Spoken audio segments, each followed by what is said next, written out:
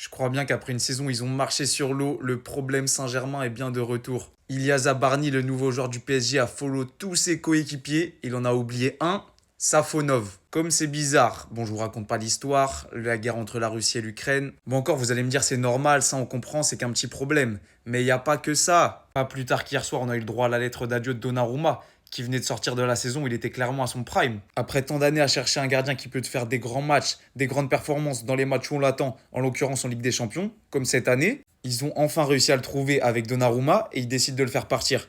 Bref, passons, mais déjà ça, plus ça, attention. La cerise sur le gâteau pour finir, on a eu l'interview d'Hakimi à Canal+, qui dit qu'il estime mériter le Ballon d'Or cette année. Là, ça commence à faire un peu trop de problèmes en l'espace d'une semaine, non? Après que tout le staff, les joueurs, le président, tout le monde ait propagandé Dembélé Ballon d'Or, on a Hakimi, son coéquipier, qui vient à quasiment un mois de la cérémonie du Ballon d'Or et qui dit qu'il estime avoir le niveau pour remporter le Ballon d'Or cette année.